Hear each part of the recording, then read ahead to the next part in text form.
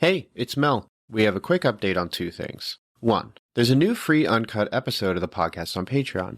2 times a year, we put a free uncut episode on the Cinematic Doctrine Patreon so that anyone who follows us there for free can get a free trial, so to speak, of what it's like to join one of the paid tiers. There are now 7 free uncut episodes you can listen to on the Cinematic Doctrine Patreon, so check them out and see what you get when you join any tier on Patreon. Check the link in the show notes for that. The second thing is, we're updating how the Cinematic Doctrine Patreon works. Now, if you follow the Cinematic Doctrine Patreon for free, you'll be able to submit movies for us to discuss in the podcast. Simply follow the Cinematic Doctrine Patreon, and you'll be able to comment as many movies as you want us to cover. However, when the 2 most popular submissions are put up to vote, only paid subscribers will have access to the vote. So if you want to have your favorite movie talked about on the podcast, give us a follow on Patreon for free and submit a few ideas. And if you really want to make a difference, consider joining our Patreon for $3 a month and guarantee your vote. Again, 2 free things if you just follow us on Patreon. Check that link in the show notes. Follow the Cinematic Doctrine Patreon for free. It's totally worth it. You're listening to Cinematic Doctrine.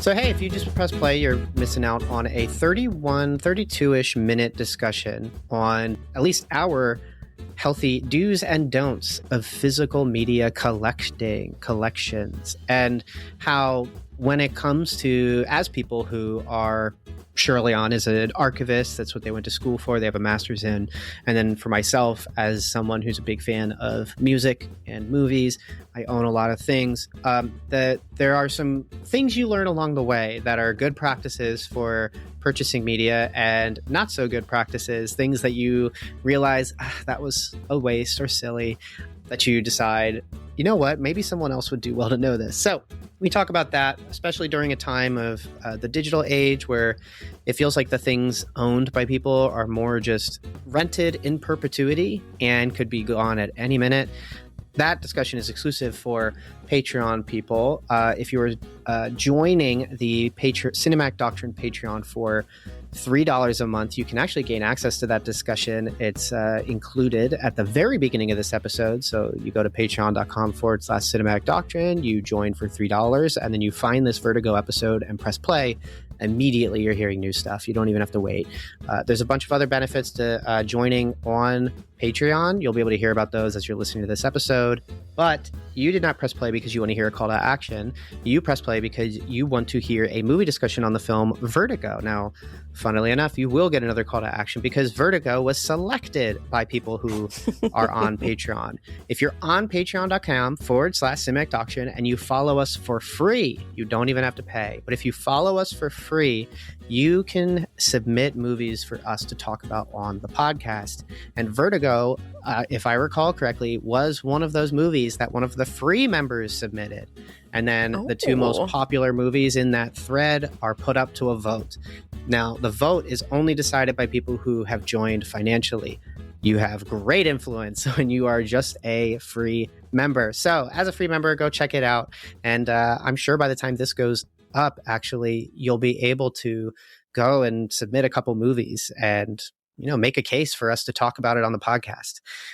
I am joined by Shirl for this episode. It's pretty cool. Hey, Shirl, what's up? Welcome back.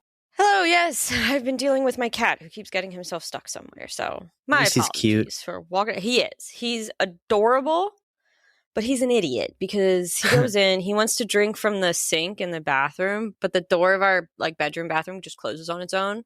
So he gets himself stuck in there. So you just hear that Cute on the door. So I have to go let him out. But this time he was stuck in my husband's office and my husband went out. So I had to go get him. Well, hey, let's do a movie discussion on Vertigo. Movie discussions are very, very simple. They're basically 2 prompts that are no spoilers. So if you have not watched one of Alfred Hitchcock's, if not his absolute masterpiece of a film, like number 1, I guess people will mostly say Psycho, but Vertigo is also up there along with Rear Window. If you have not seen it, you will be able to listen to the first half or so of this episode, and we will not be talking spoilers at all. We'll tell you what the movie is, but then we're going to talk about, did we like it? Did we not like it? What did it make us think? Like, how did we process it? Stuff like that. So you'll get a good understanding of the film that way, at least how we felt. Then we're going to transition into spoilers, of which there are many, and we'll make that distinction very clear so that as you're listening, if you want to go watch the movie, go check it out and come on back. And then if you don't care, you just want to stick around and listen, we have a lot of really cool stuff to get into because this movie is very dense. Let me introduce Vertigo, and then let's talk about how we thought. So Vertigo, 1958, Alfred Hitchcock. This is starring James Stewart, Kim Novak, Barbara Bel Geddes, and Tom Helmore. Our main character, James, played by James Stewart, who's goes by Scotty. He is a police officer, a detective who, during the opening scene, we see that they're in the midst of a chase on some rooftops. They jump across the roof, and his partner is able to make it, but Scotty is not, and he's hanging by the ledge of the building, and his partner reaches down to try to help him, but then his partner falls to his death, and then the screen fades to black, and we come back, and it's been about a year or two later of his recovery. Scotty was able to somehow get back up or be saved in some way, but that's not necessarily relevant. What is relevant is this event was so traumatic that it triggered vertigo, which, for those who don't know, it's actually like a viral thing you can get where you just become very dizzy. You get dizzy spells. You can't really walk. You can't really hold things. It is the spin around in circles and then stand still on steroids. It is awful. I've had it. It is the worst. Yeah. I hated it. I couldn't sit up without like feeling like I was going to throw up for the next 20 minutes. Like it was brutal. I had moments. For me, my vertigo was happened a lot when I was walking down the stairs, and all of us, like it happened at our grandparents' house, which like outside was like 5 stairs. It was like like 5 stairs down to the driveway. Split level, yeah. Like I would all of a sudden feel like I was 10 feet tall, and it just like it comes on so quick. Like I didn't necessarily feel like dizzy, like spin around dizzy, but like in the film you get like that shot where then it looked like it stretches. That's what would happen for me. I'd walk down a set of stairs and just be like, whoa. Okay, I am now 10 feet tall. This is great. Your perception and ability to move through the world is completely affected. And for him now, it's correlated to heights. So whenever he's up high or is witness to something that really asserts height, he gets vertigo and falls over. So he's decided, I'm going to retire. I'm not going to be a police officer anymore. I think I'll just wander, is what he says when he's talking with his friend Midge, who he is a woman he's known since school. Scotty, though, gets a call from a friend of his that he had in school, also named Gavin. He goes over to meet him. Gavin is now sort of like this business mogul. He has a company that he runs, and he actually inherited it from his wife because he married into this family. All of the relatives died, and he is the man. So it came upon him to take care of it. Has to be his job. So they get to know each other. And then Gavin basically says, this isn't entirely a social visit. I hear you are no longer a detective, but I would like to hire you for your skill set. I would like you to follow my wife around because I believe she is becoming possessed by someone and that this possession may lead her into danger. To which Scotty goes, that is ridiculous. That's not possible. Until Gavin just shares more about it, where she'll be in the middle of a conversation and kind of fade out and not know what she's talking about. She'll go out and sit at this one like place for a very long time and then come home. And Gavin, who had seen that that's what she was doing, had to go to work. So he goes to work, comes home, asks her what she's doing, and she says, well, I sat at this place. But then he goes and checks the speedometer, and that place is only a few miles away, but the speedometer says there's 90 to 100 extra miles added between the yesterday and today. So like there's all these things that are making him believe that his wife is literally being possessed by somebody in the past, maybe a competitor, who knows? And so Scotty's like, fine, sure, you know what? We're friends. We go way back. I'll help. So Scotty starts to tail her. Strange things ensue. And that's really the initial push that the film runs with. And so it's got some noir going on. It's got some paranormal stuff going on. Scotty's a bachelor, so there's some romance that may go on. Who knows? We'll see. It's typical Hitchcock stuff, honestly. Yeah, before getting into much more, because I could just keep going. Shirl, what did you think of Vertigo? Well, I would in my personal opinion, kind of on the lower end of Hitchcock films for me. I don't know if it just, I had a really long week with a new job and I was really tired. And this may not have been the best movie to watch, like in that type of mindset. It is very patient.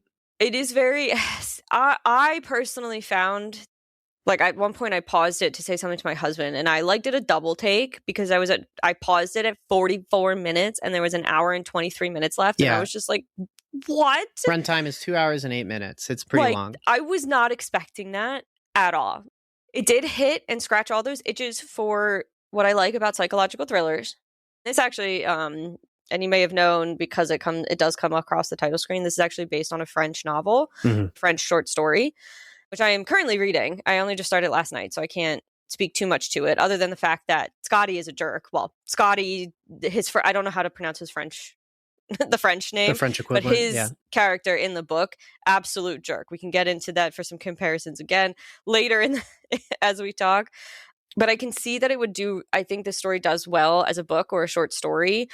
I just think in movie form, it could have been shortened a little bit just to keep the pace, because I felt the pace was a little too drawn out. Sure. Story-wise, now if I just kind of think about it as the story and plot and all that kind of stuff, it is good. I just personally don't think it's his best. I think I am in the camp that Psycho is fantastic. The Birds is great. And then I do remember really liking The Man Who Knew Too Much. I haven't seen that in a while. I need Which to see one? it again. It's got two. I think the remake of his I really, really liked.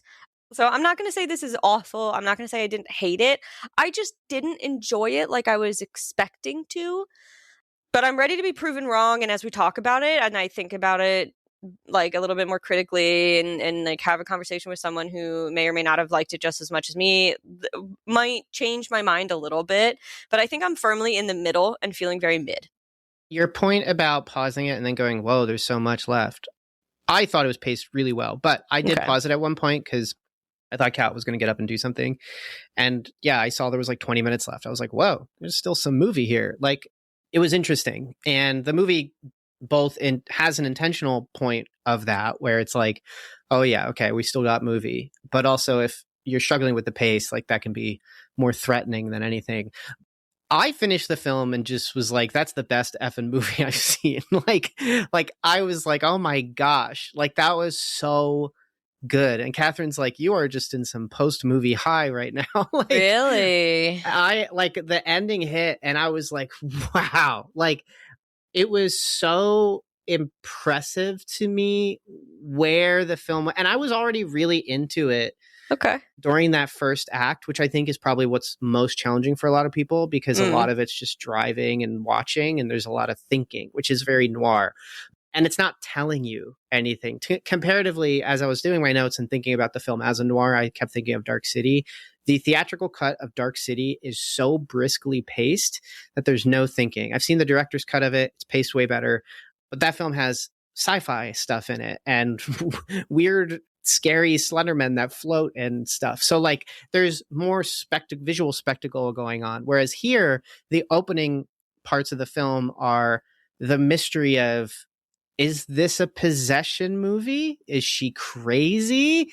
Is there something that she knows that they don't? So like there's this point where like story-wise, the film is adding on things without any dialogue.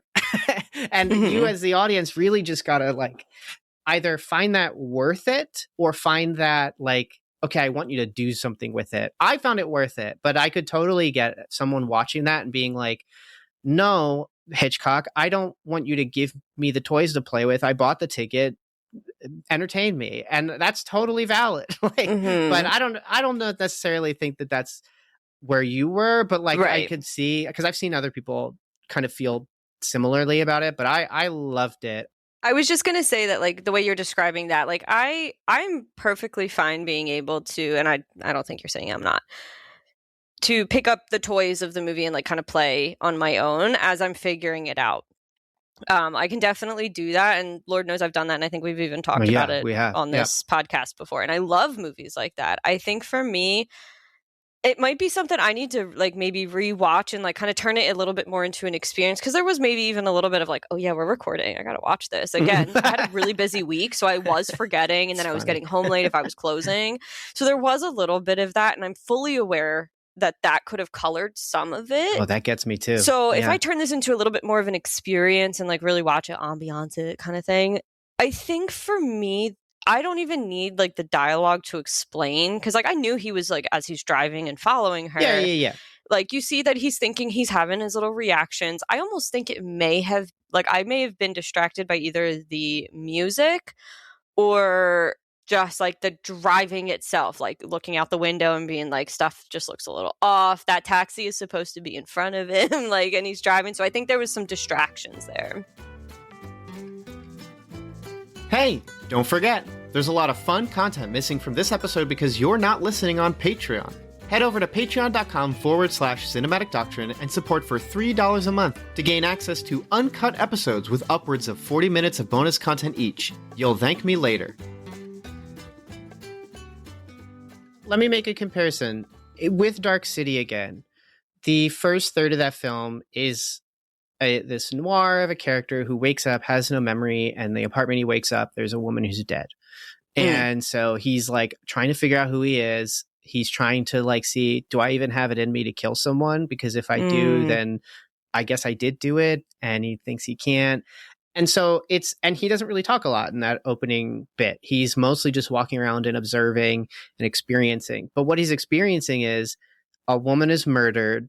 Then he tries to see, do I have it in me to kill a prostitute? So then you end up seeing a prostitute. And so you're seeing some nudity.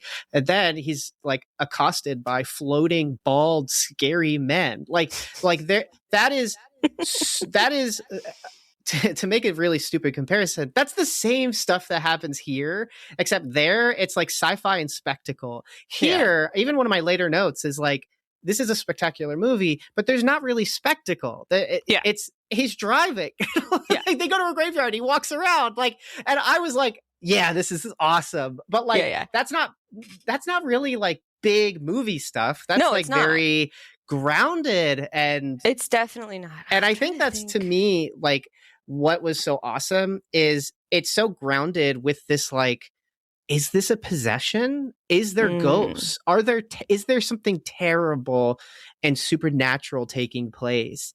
Because like the things she does are weird, and so to me like that totally worked, and I was all about that. I think it's visually really, really great.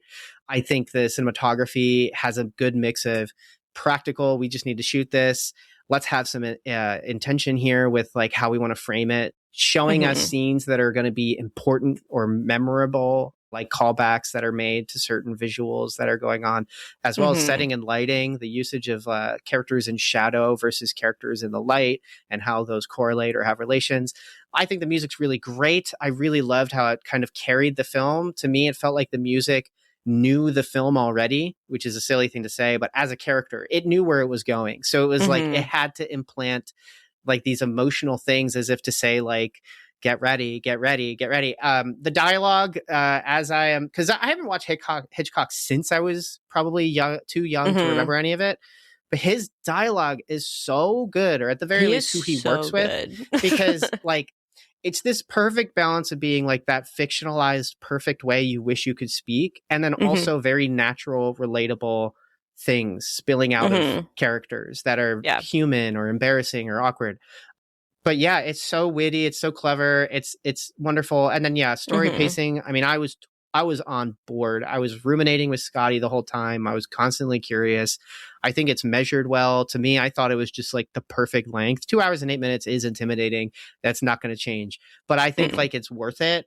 And a good noir, where it starts and where it ends could not be less recognizable. Like there is just this point where you're like, okay, that's where we went. Like the how far we've come feeling is so strong with this, where I get chills. I'm getting chills talking about it right now. That's awesome. It's just crazy. You make a good point. When you go back and think about Psycho, which you could actually make a lot of comparisons of this with Psycho and then this with Rear Window.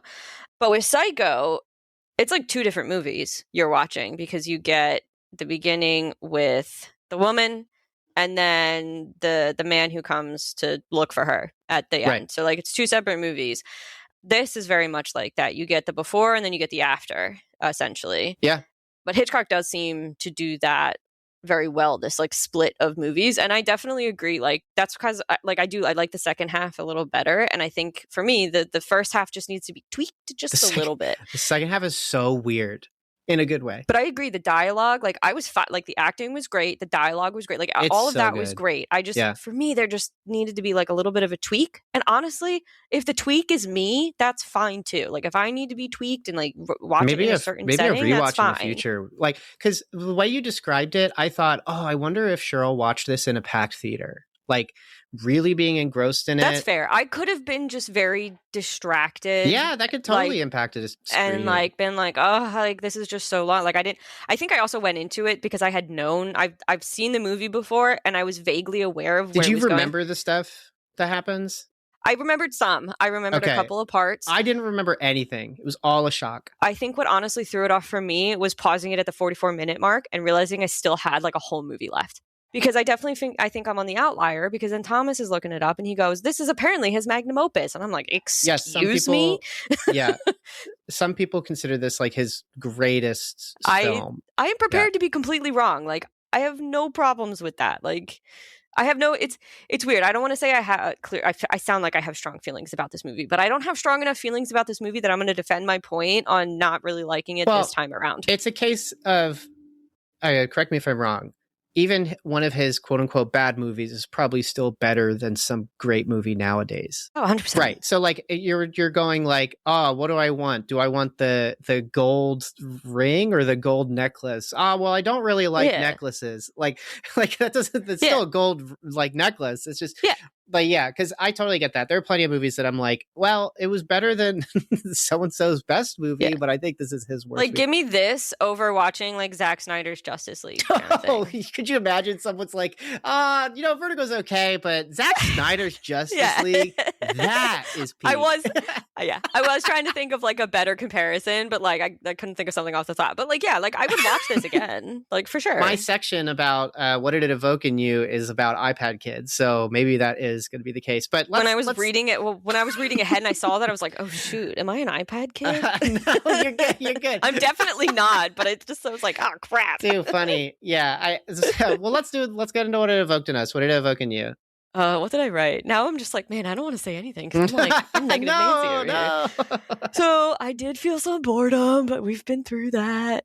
A little bit of like, it did give me some like stress and anxiety, but I can see where it's supposed to kind of add that like, man, like you're saying, is she possessed? Is she's not possessed? Like, what is happening? And then that second half, I definitely was like I was like white knuckling. I was just like, I have such strong feelings about what's happening right now. And so like I was feeling a lot of that the second half of the movie. Oh, the second half, I feel like emotionally will be so complicated. I have so many thoughts. Yes, as did Catherine. I'm really curious to finish reading the short story to see how it compares. Because I love the idea. I both hate and love the idea of what we end up getting. I definitely obviously was getting a lot of psychological thriller vibes. So because I've read those books, like it was definitely hitting all those points perfectly. Even in because I've read some books where you are getting a lot of the slow stuff at the beginning because the character's trying to find out what's going on and you're just like, come on, you're trying to figure it out too and all that kind of stuff. And then it's boom, boom, boom, boom, boom, boom, boom right there at the end because that's always how it happens. And then I, as I was watching, I definitely was comparing to his other films. So I was like, I would rather be watching Psycho right now. I would watch The Birds again. I would watch The Man Who Knew Too Much again, Rear Window, and all that kind of stuff. But at least I'm comparing it to his own stuff. I wasn't like, I want to just turn this off and watch a whole other movie. The second half really got me thinking about everything. And I almost feel like if I take that knowledge and then rewatch it again, if I would even feel different as I'm like almost trying to like, because that's how I feel about sometimes with the psychological thrillers. I want to like reread it and see if I can see the signs. It's great when a movie is able to recontextualize itself and improve it in that way. But yeah, so in terms of evoking, my title, at least for this section for me, was So Many Layers, It'll Make an iPad Kid's Head Explode. So we'll talk further about the themes and ideas in the spoiler section because there's so many. First off, the film includes long stretches of Scotty just following Madeline with no dialogue. That's the wife that he's following.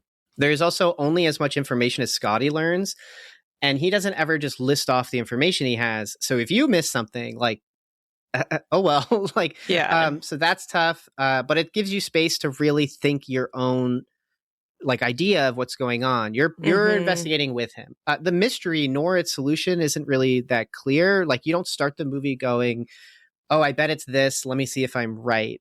I mean, you might start that way, but as there's new clues or inferences, it's so diluted. Like, it's really hard to tell like what's really going on. And also, talking iPad kids head exploding, these characters are adults, or at the very least mature, because I think Madeline's supposed to be 26, like crazy. This married to like a 58-year-old guy, like different time, I guess. But also, it's men, so it's been all the time. But everyone's still written like adults. They're complicated, they're mysterious. As Dracula says in Symphony of the Night, what is man but a miserable pile of secrets? Like that is what these people are. That's great. They're not adults that are experienced hyperbolized versions of teenage childlike ideas or behaviors. They're just adults, and they get bored like adults. They wander like adults. They talk about wandering like adults. Like, there is a listlessness that is inherent to adulthood that is in this film. And I just feel like there are things that, like, when you're young, hell is boredom.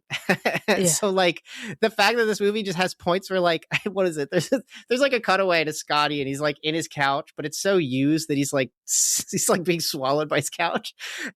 And I just said to Kat, I'm like, that's peak male performance. Like, because there's nothing to do. It's so funny. Adulthood is boring, and there are things in this where like that adds that like awareness to it. I like that, but also the film is complex, but not in a way that's not understood. More like it's just, I'm using complex as a word to say it is multifaceted. There are a lot of pieces going on, and you can totally keep up with the film. You can absolutely understand all the pieces, but how they all come together, that's what the film is exploring.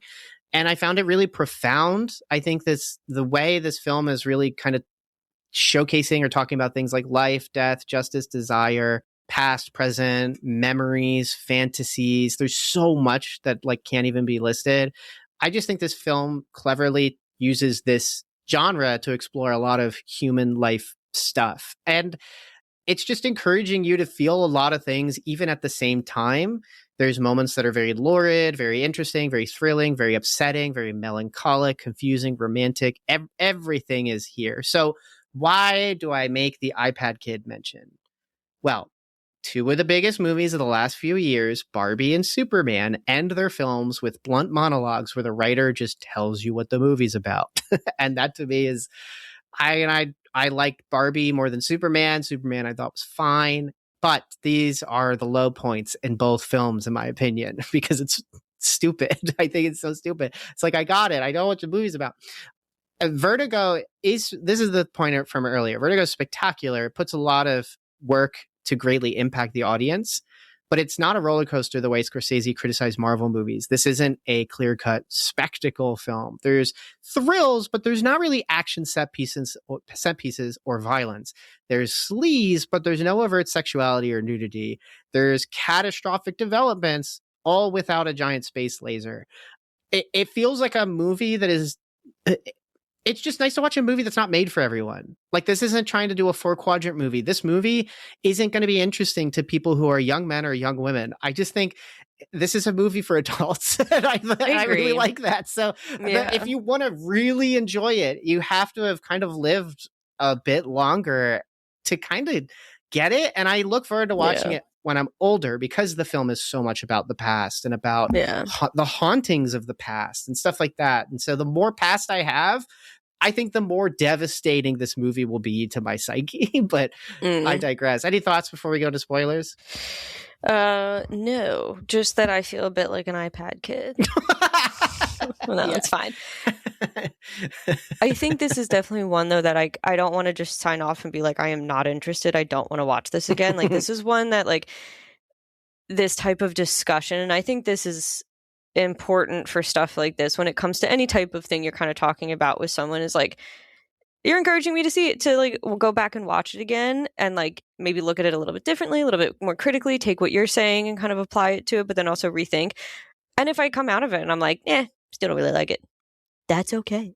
Like, that's also okay. But I would like to give it another chance. And I think that is an important aspect to stuff like this, is being willing to give it another chance. And you don't have to, but I'd like to. Hey y'all, it's Frank here. Are you looking for a podcast that feels like chatting about geek culture with your friends? Check out Geek Freaks. We cover the latest in movies, gaming, comics, TV, and all the big stories you want to gossip about anyways. We have honest reactions, fun discussions, and interviews with creators across the industry. One key point about Geek Freaks and everything in our network is we will never harsh you for being a fan of something. There are too many other podcasters that want more listens and more clicks, and they'll do that by making you feel bad. We won't do that. So, whether you want breaking news, deep dives, or just to hang out with people who are generally positive about geekdom, come check out Geek Freaks. We'd love to have you. You can find Geek Freaks wherever you listen to podcasts, or just simply Google Geek Freaks. You'll find us. All right, have yourself a great week. We're going to get into specifics now. So there's a lot to spoil. So that's your final warning. Recurring motifs, prominent, significant moments, and or characters. I will kick this off by asking the title Vertigo. What do you think about it being titled Vertigo now that you know what the movie's about? What does it mean? Why is it Vertigo? I actually was thinking about that the whole time watching it. And I think this may have been another issue I was having with it, is because in a way, I feel like they almost forgot about Vertigo through it. Because I'm thinking very much from like the very specific, like, he's got a fear of heights and he's feeling this vertigo. And so he actually doesn't really come across heights except for the beginning, right at the middle, and maybe not exact, but right at the middle and right at the end. Maybe 3 times. Yeah. Yeah. Mm-hmm. And so I think that bothered me a little bit. I'm like, Vertigo just seems too big and important of a title to not have it hit much in the movie. However, if you take that step back and kind of think about it a little bit more creatively and artistically, and again, I read ahead a little bit in your notes, but go ahead, it's fine. Just the one thing you kind of say about like the spiraling into like a psychological vertigo is something I was definitely thinking of while I was watching it, and you just put it succinctly, and I couldn't think of a way to say it, of he's slowly kind of going crazy in a way, but not crazy in a very obvious way. Like, he's following and he's like, is this what's happening? And there's a scene where I think it's the third time he's following her, and she's like going left, right, left, right, left, right. Yeah, he's like noticeably like, what is going on? At one point, he's just like, ugh, at the steering wheel, and he's just like, ugh. And in that way, he's just like, he's slowly kind of like questioning things a little extra in his mind and stirring things up. And you do start to see that. And so in that way, it is the whole film. I think they could have done a little bit more with his heights, just because like that is how it kind of starts out. And that is like, there's a scene right at the beginning where he steps on a step stool and he's like, I'm going to get over it by looking up, and I'm looking down and looking up and looking down. And then I'm going to step a little higher, up, down, a little higher. And then he looks out the window, because why would you try to test your height things by standing next to I don't know. Exposure therapy. Yeah. True. And it does make me wonder, and I should have looked it up to see, and I can do it while you're talking, but the original title of the French thing, it's The Living and the Dead. Okay, yeah. At least the English translation of it, which I do think also works. But I would be curious to kind of go back and see why the reasoning, because now if you buy the book, it's called Vertigo in English. Right, yeah, sales. But yeah, no, I think it does work now when I think about it, not just from, the man has a fear of heights. Like, it is way more psychological. And I think it's very appropriate for the movie. Yeah, I kind of had it like this plot, being kind of a never-ending spiral. Like, there's just constant new developments that just cause Scotty and the audience to recontextualize previous information or their own understanding of the world around them. It's dizzying.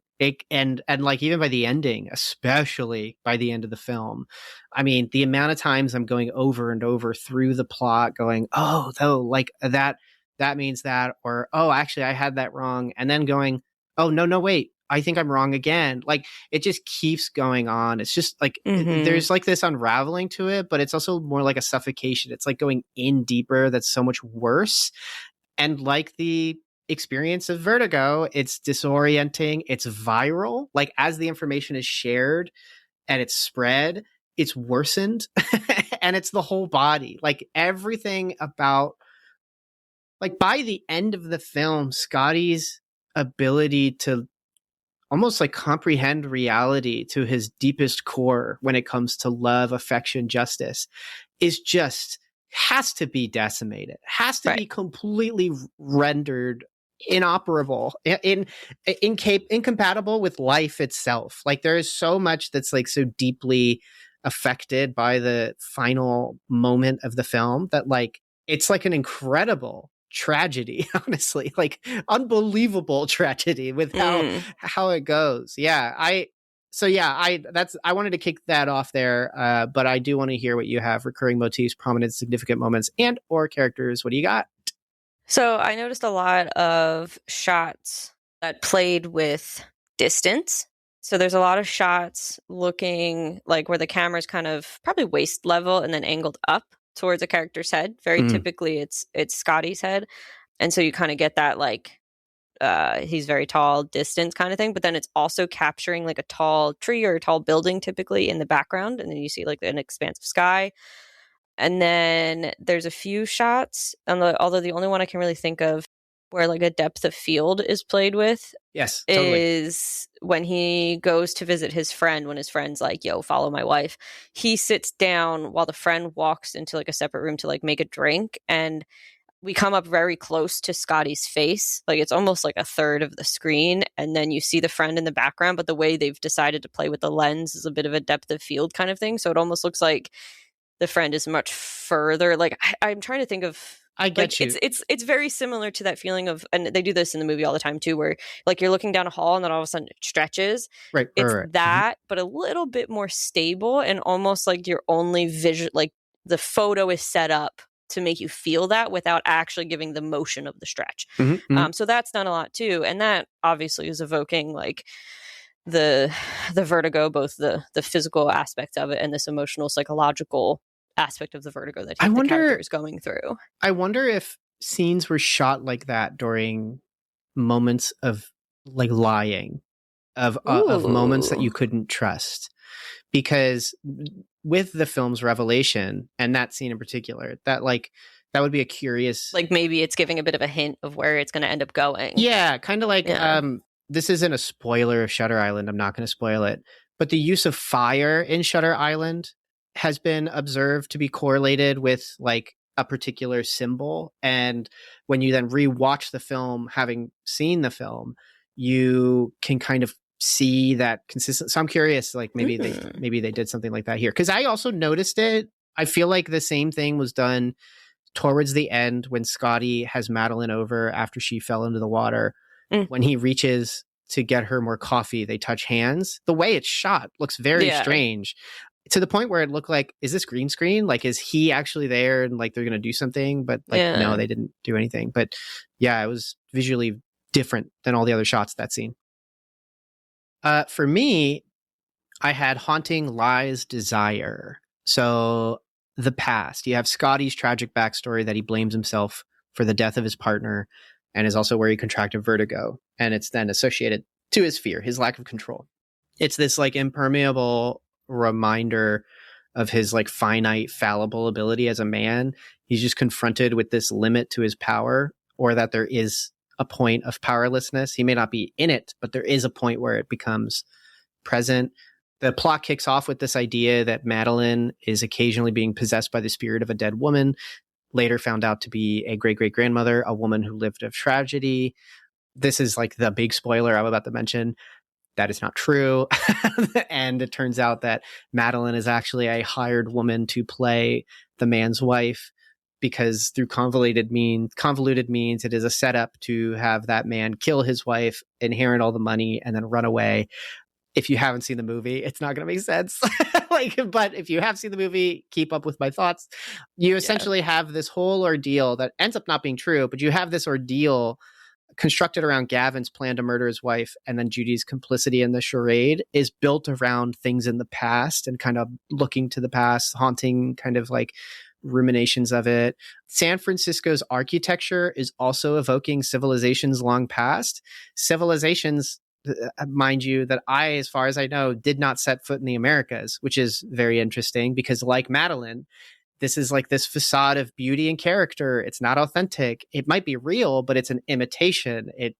It's not true. It's real, but it's not true. Madeline is factual. Judy is factually imitating Madeline, and these events are truthfully taking place, but it is all fake. It is a facade. And similarly, San Francisco has this incredible beauty, but it's all this architecture of like Rome and like all this other stuff it's fake. So like that kind of so that's like the kind of ruminations and usage of the past. Then you get into fantasies where you have like the looming, luring desire for something and this pursuit of change for the world around you, or the awareness of like reality and how it's kind of has this insatiable call to kind of make it your own, whether you're able to envision what is desired but not make it a reality, or you want to make something as real as possible and so that you can almost have like power over it. That really continues forward, because just as the entire conceit of the mystery is a lie, the second half gets into this point where Scotty is so enamored with the death of Madeline, quote unquote, that he then is fixated on her and wants to recreate Judy into a form of Madeline. But it's like, we now know, looking back, like Madeline never existed, not in the capacity that Scotty knew her. And then Scotty at the end is now realizing that as well, which then goes into lies, deception, and confusion, wherein the entire plot line is a lie. How guilt can influence your desire to lie, whether it's lying against others or lying to yourself, and how also shame can lead to the same actions there against self or against others, but has different intent or different results. Or as lies mount, truth becomes diluted.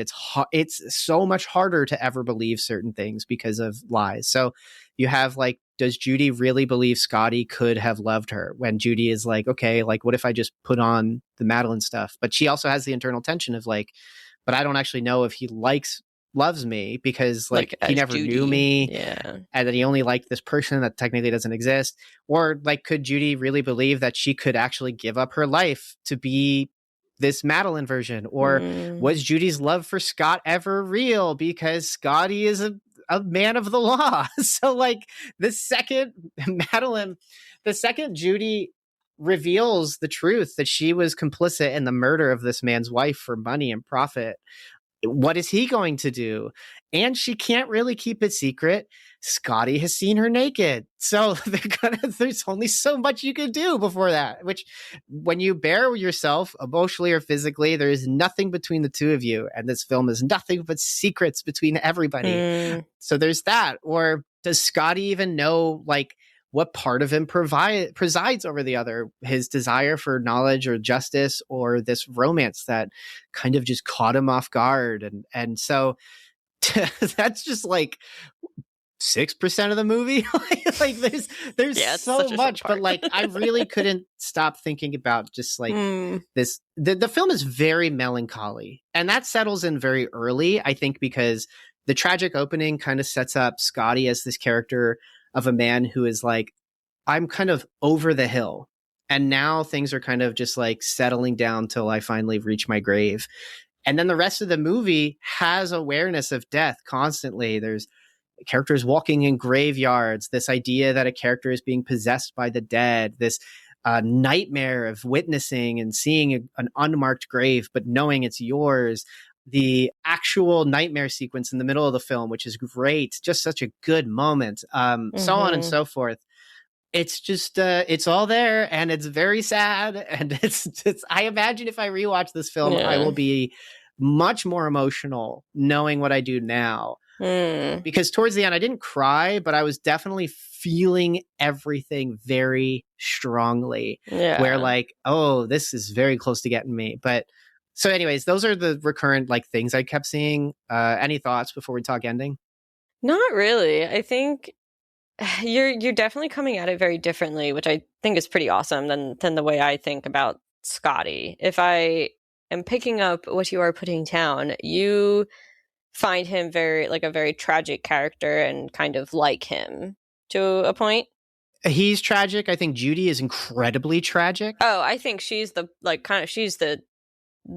my opinion, I think she's probably the most victim of them all.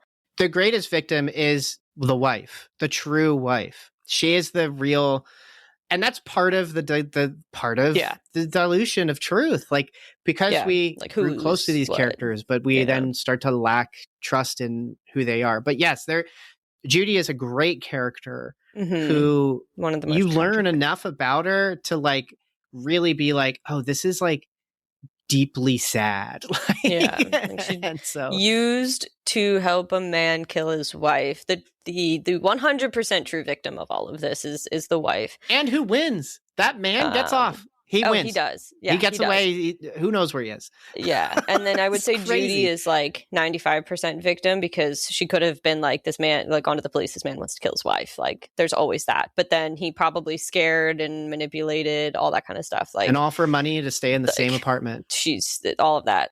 I think one thing you're making me think about is my favorite type of psychological thrillers are unreliable narrators. And this whole movie is an unreliable narrator, essentially. You just don't know who to trust. You don't know how, like, what's real, what's not. You do that whole guessing game. Is it this person? Is it that person? Is this the answer to the problem, or is that the answer to the problem? And you don't know until the end.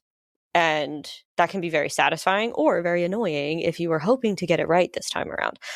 And I think when done well, which I do think story-wise, Hitchcock did very well with this, telling that story. He succeeded in the unreliable narrator.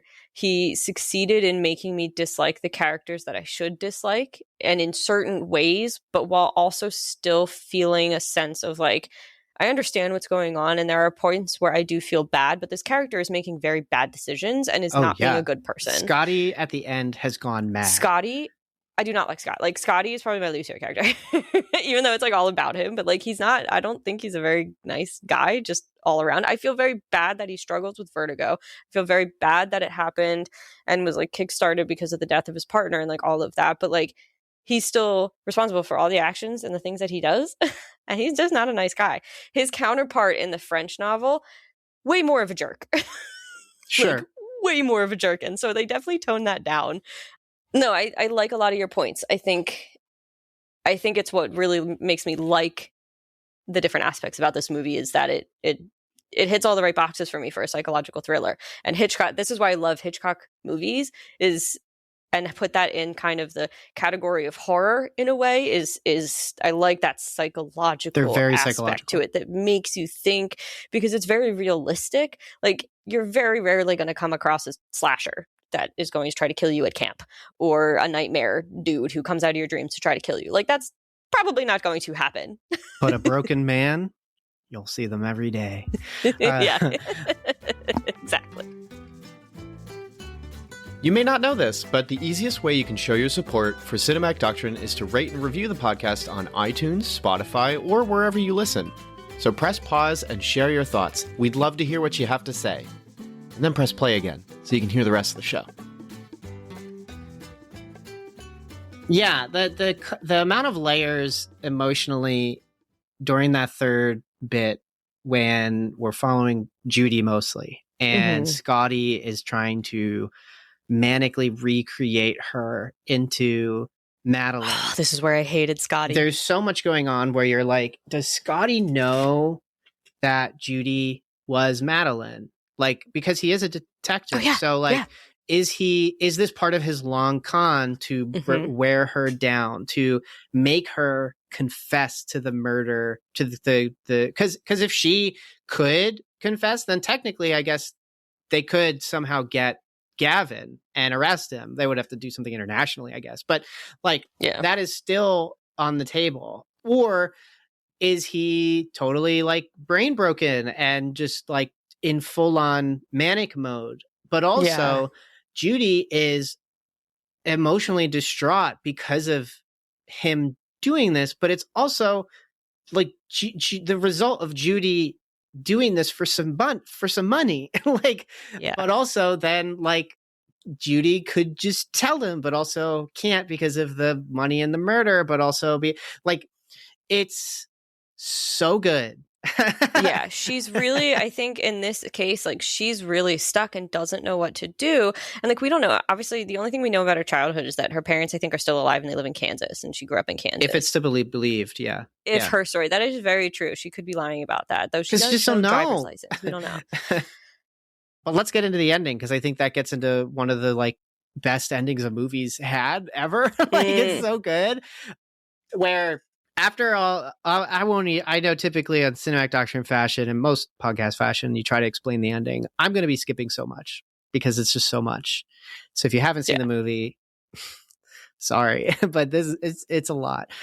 It's essentially revealed that, Gavin has hired a woman named Judy to impersonate his wife, who he has killed, I guess, sometime in the past or is intending to, but it is all set up to then have Scotty be a witness to Gavin's quote unquote Gavin's wife's quote unquote accidental death. So that whenever she is at the coroner and investigated, the death that takes place is believed because Scotty was there the whole time. Scotty was reliable. Yes. And also he exploits the fact that Scotty has vertigo to help hide this fact. And so that adds even more to it. I think at the beginning, Gavin, we're led to believe that Gavin has no idea about the vertigo, but we come to find out, because I think totally in the little letter that Judy writes is like, we knew about it, and that's what we used because they knew Scotty wouldn't be able to get up the stairs to save the wife. This is perfect. Which adds to his, like, the whole meditation on, like, his powerlessness or feeling of feeling small or being able to not trust your own self, because he can't trust his own body with the vertigo, and now he can't even trust his own knowledge and perception or vulnerabilities. But so he has found this out because of a particular tell. And so he takes Judy to the death site of Gavin's wife, of Madeline, and he's dragging her up to the top, and he is also comparing it with, like, we're going to recreate, there's a lot of recreating in this film or re-experiencing. We didn't talk about that, but that's also part of the past stuff, part of the hauntings, part of the, like, part of truth or not, because you're trying to reclaim dominion over things in your life by doing them again, not knowing, of course, it's impossible to ever do something twice. Super unreliable, and memory is also very unreliable. So he's dragging her upstairs. He's like, we're gonna recreate this moment, and I'm gonna reclaim, like, it's my final thing that will free me from the death of Madeline. And then they get to the very top, his vertigo is gone, and he reveals, I know you're Judy, and I know what happened. He's put all the pieces together. He now realizes he's been had. Gavin and her took advantage of him to get Gavin's wife killed, and she is just like, yeah, but like then I actually fell in love with you. I got too close. And he's even like, yeah, you got sentimental. And it's like, it's so good. There's all this great stuff. And then just when you think, like, Scotty, who is an ex-officer and probably would reporter, just when you think Scotty's going to give in and, like, his love will overpower his justice, somebody opens the hatch to the place they're at, the what's going on here? The bell tower of the church, and stands up, and it's a nun, but it's in shadow, so it looks like the devil. And this scares Judy, and she falls from the bell tower and dies. And Scotty is just shocked. We get a wide shot of him stepping out over the edge to look, and I guess either he's going to get vertigo again, or part of the tragedy is he does not have vertigo, and this is reality, and he can trust it. This woman is dead. Credits. Like, it is quite such the a good ending. It's so good. Oh, it's so good. So my question then is this: is the nun a spoiler? And I don't mean spoilers in what we say. I mean, like, does it spoil the ending? Does it ruin the ending that this nun shows up, causing this tragedy? Does it feel like it's out of nowhere, that it's like this thing that just like takes place and now it has a massive impact on the events of what is to come after the credits roll? I have thoughts. What do you think? I think when you put it that way, no, I don't think she spoiled anything. I think in the end, and this might sound really harsh, but I also think that everyone in the movie got their just desserts and got a form of justice. So in that way, I don't think the nun spoiled anything. Would Except it have Gavin. been nice to would it have been nice to have a happy ending where maybe, and a happy ending, quote unquote, would be Scotty arrests Madeline / Judy and we go and get the husband? Absolutely. Would it have been a happy ending where somehow they're like, I'll put this aside, I will love you, let's run away, no one has to know, kind of thing. And we just all kind of live with the knowledge that a crime was committed and a poor woman lost his life, but our life is greater, whatever. Sure. I think in this, in some way, like you say, except for Gavin, everyone had a proper conclusion. Yeah, there it is. That's how all I that to say, the concluded, like, I think, but it still also leaves everything open. Like you say, we don't know what's going to happen with Scotty. I don't, maybe he goes back to Midge. It is a very satisfying ending, and again, does still hit all the ticks, because psychological thrillers end like that all the time. Usually, the main character you're following is doing a lot of the like solving of the mystery, like they're a cop. Think Sherlock, but not as smart usually, because it's usually just an everyday person. And then the ending, they're usually the one to somehow trap the bad person and get them turned over to the cop. Sometimes they're the person who kills the bad person and also not making good decisions. But this movie definitely ties that bow for that and still leaves it up to interpretation with what happens. Yeah, I mean, there can't be a happy ending. No, not at all. The degree of grossness that the film gets to with its layers, emotionals, lies, deceit, there is a point where you're like, okay, there is no good ending. Like, Gavin has gotten away. There's no way they're getting back at that. Scotty has gone completely off the deep end, and there's probably a part of humanity that's left, and maybe it will get somewhere there.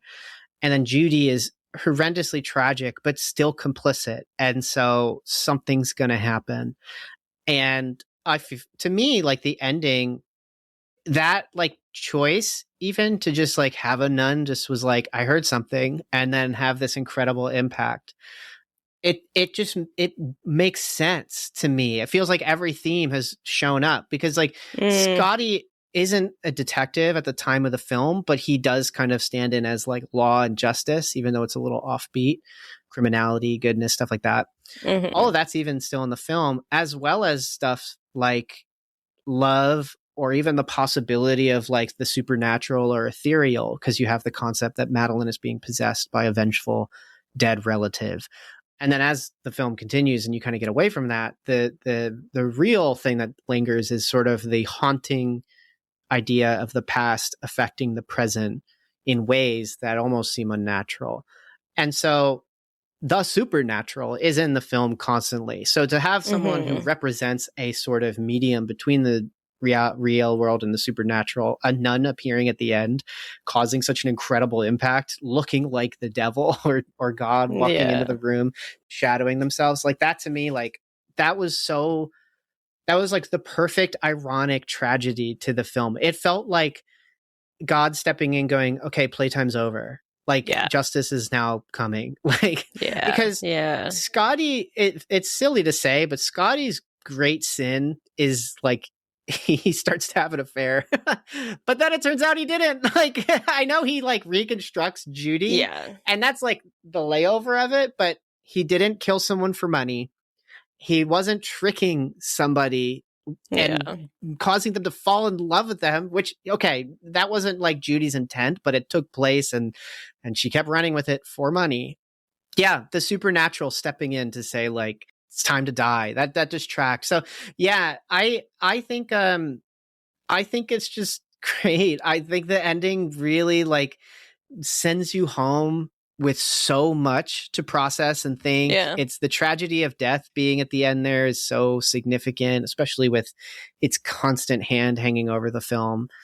Yeah, so I loved this. This was so good. I was glowing when the film ended and was just so like erratic and excited and happy. Like it's, and Kat and I just talked about it, and we'll probably talk about it more throughout the next few weeks. It's so good. Enjoying this episode? Grab that share link and tell your friends. Word of mouth is the most effective way for a podcast to reach new listeners, so don't be shy. Share the episode wherever you can. Well, let's do it. Let's get into recommendations. What do you got? Well, I was going to pitch How to Survive a Horror Story. Yes, How to Survive a Horror Story. If you're a fan of Shirley Jackson, who wrote The Haunting of Hill House, which then turned into the movie The Haunting, or the Vincent Price movie, which I think is titled The Haunting of Hill House or something like that. This book by Mallory Arnold is very similar. A bunch of horror authors are invited to another famous horror author's home. Say that 12 times fast. After he died, they're all in his will. And he basically says, cool, you're all here. My house is hungry and needs to eat. So you need to solve riddles in each of these rooms. And if you get them wrong, my house is going to eat you. And only one of you can survive at the end of this. So good luck.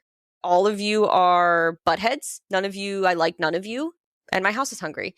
So these people are like, what did we do to deserve this? And so they're kind of remembering interacting with this author and things that they did. Someone threatened him if they didn't give him a good blurb. Someone else inadvertently may have caused the death of a family member and all this other kind of stuff. And it's fascinating. It's a little gory, but it definitely has that feel of like, you are now locked inside this house and you have to find a way out. It was very good. I had a lot of fun reading it. I thought it was really interesting trying to figure out who did what and why. And also you get a little bit of unreliable narrator because you're getting the backstory of some of these characters, but then these characters are speaking to in present characters like, no, I never did anything. And then you're like, but I read what you did. Like you as the reader, like, I know exactly what you did. Like you're lying to all these people. And it's really interesting how it ends. So I highly recommend it. How to Survive a Horror Story by Mallory Arnold. And what's your other thing? If it would be okay, and you can cut this out if you want, I did start regularly streaming. I'm streaming with some friends on Monday. We do games like Lethal Company, Peak, Repo. We just started doing content warning on Monday mornings, EST, and then Tuesday morning EST, I'm streaming Baldur's Gate 3. I am doing a Necromancer Dark Urge run. Basically, you can fight the Dark Urge and be a good person, or you can fully go into the Dark Urge and just kill everybody. And I decided, you know what? Let's see what that storyline is. So me, as the nice person in real life, is going to kill everybody in Baldur's Gate. So that's going to be interesting. And then occasionally I do some streaming on Thursdays with a friend and then cozy streaming on Friday. It is very loose. It is very casual. If you don't like silly talk or some inappropriate, not highly inappropriate, but some inappropriate, like we're just super casual and keep it casual. PG-13 maybe. So if that's not your thing, don't worry about it. Don't come. But if you want just some very laid back gaming, find me at Shirleon on Twitch. And then I am going to recommend as a bookend, buy physical media. This is not an obligation. I don't think that you should support corporate by buying product. No, you support charities. You don't support movie companies. So it's not an obligation. But if you like a movie, buy it. Like if it be selective, figure out what's important to you. And if you want it available digitally, you can even DIY or there are at-home ways to do that. But hear further thoughts on that by joining on Patreon, patreon.com/thematically. And you can hear further thoughts on the do's and don'ts of buying physical media. But I'm not using my recommendation overtly to pitch to you to go on Patreon. I really am using it to say, like, get some physical media, stuff that really matters to you, is important to you. I love music, and like just the thought of like, there's songs I love that might be hard to find or hear when I'm an adult. Like that just made me really sad. So avoid that sadness. Buy some physical media. That's my recommendation.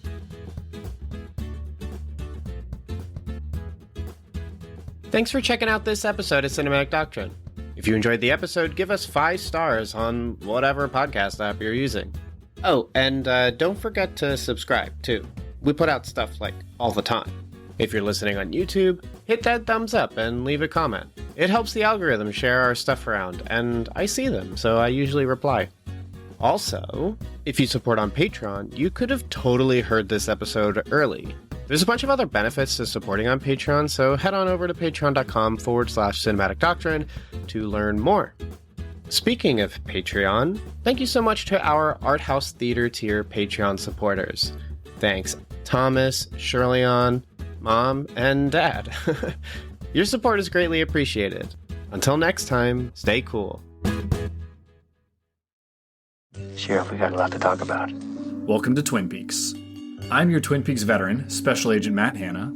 And I'm your first-time viewer, Sheriff Hannah. And each week, we're visiting David Lynch and Mark Frost's Twin Peaks on our new show, Welcome to Twin Peaks, a Twin Peaks rewatch podcast. Entering the town of Twin Peaks. We're talking dreams, damn fine coffee. A damn fine cup of coffee. Back we're talking mysteries. And asking the important questions like, who really killed Laura Palmer? Are the owls what they seem? And why does this town feel like a nightmare you don't want to wake up from? It is happening again. Whether you're a longtime Twin Peaks resident or stepping into the Black Lodge for the very first time, Welcome to Twin Peaks is your guide through the woods. What kind of fantastic trees have you got growing around here? New episodes every week wherever you get podcasts. And be sure to follow our socials at Welcome to Twin Peaks Podcast for schedules and opportunities to call and write into the show. I'm gonna turn it upside down! The mysteries are dense and the secrets are dark.